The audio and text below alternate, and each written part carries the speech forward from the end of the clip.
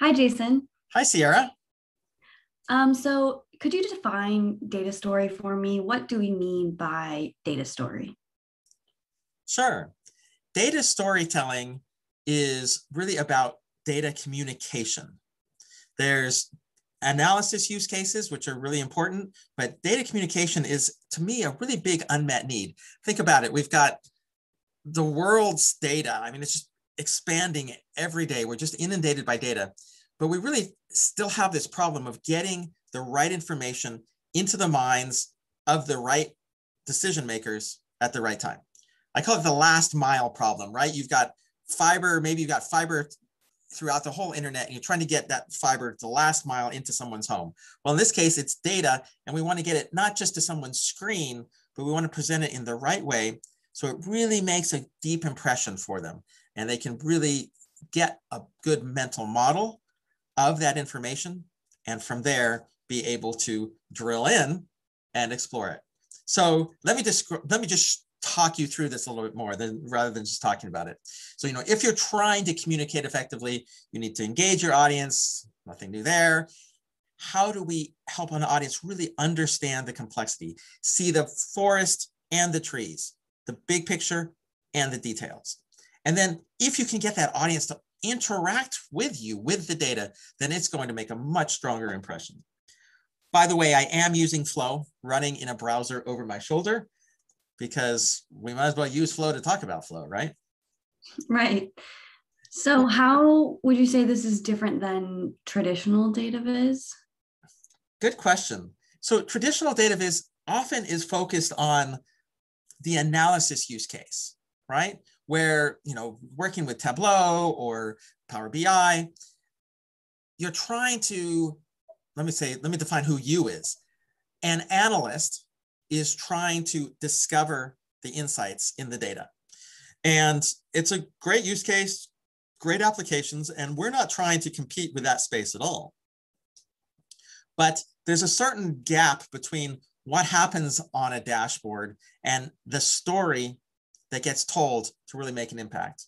So just to, on the other side of the coin, a lot of people are using presentation software to tell their stories. And sometimes they're even copying and pasting their Tableau dashboards, screenshots of their Tableau dashboards into PowerPoints. Maybe they add some lines and draw some circles, but when they do that, you lose some core aspects of the data. You lose the interactivity, you lose the discoverability, and you lose the energy that lets you walk through it and turn it around in your mind and build those mental models. So in between those two is data stories. And we're focused specifically on that. So it's a data communication use case as opposed to a data analysis.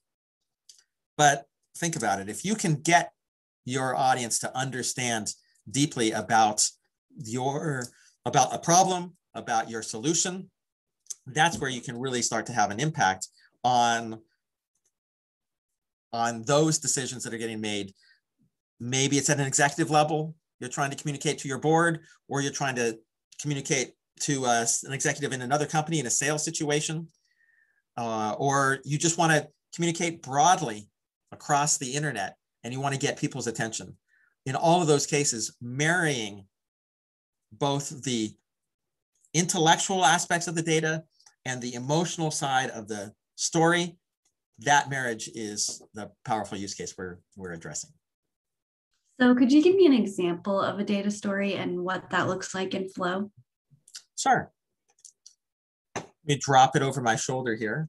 So here, what I'm looking at is a map of the United States, the 2020 election, and this is per county. Republican county is marked red, Democrat county is marked blue. And first glance, you could say, gee, it looks like the whole country voted red, but land doesn't vote, people vote. And once you see these pillars pop up to show you the actual scope of that voting, now you can really see what the election results felt like. First of all around the coasts and in certainly all the major population centers voted for Biden in this election. I can go ahead and click and interact with these dots, And Sierra, who is on a simultaneous multi-user meeting with me, can see exactly what I'm clicking on. So Sierra, go ahead and use your laser pointer to point at some things. It's actually really nice to be able to see someone else in your space and see what they're looking at, right? I can see she's taking a look at Chicago. And as she does that, that helps me to tune my message. And maybe she is not an expert and doesn't know the, the jargon of a particular discipline. And by just for her to be able to say, tell me about this, the word this becomes a technical term. And that's an actually really powerful mechanism to communicate to non-expert users. Just to take you another step further through the story, here you can actually see that we're going to change the color of the dots, make them shades of purple, which better reflects the reality on the ground. You can see that Joe Biden won Maricopa County by only a hair, and you can see the purpleness of the dot. And then just to give you a little bit more sense of how this all, various kinds of visualizations and different ways that you can communicate. This is an example of COVID reproducing throughout a population. Here's an example of foot traffic from 2020. And this tells a really kind of nice story, because just by looking at these 5 brands, we can tell a story about what happened to us last year.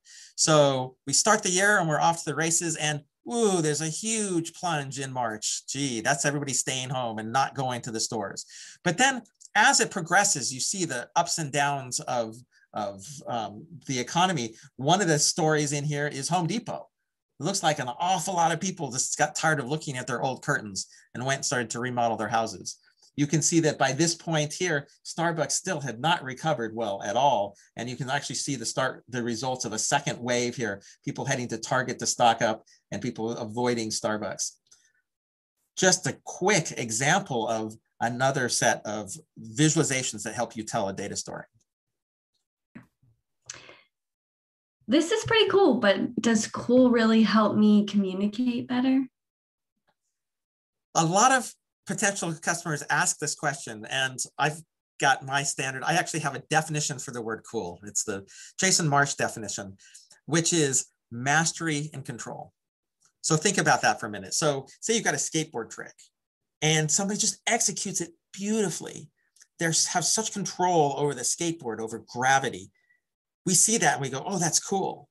Or maybe it's Tony Stark flicking his atoms around as he's trying to create a new element to power his suit, right? That feels cool because he's got complete control over his information. He can just manipulate it exactly the way he wants. So if cool is mastery and control, and what you're able to do is have that control over your information and have that ability to communicate those ideas more effectively into the minds of your audience, that's not just cool, that is efficiency. That is shorter sales cycles. That is helping an audience to understand a new point of view and take an action and move that forward. So that's what when we talk about cool, I define it as mastery and control. And it's not just cool, it's gold. But yeah, it is cool too. Thanks, Jason. Thanks, Sierra. This was fun.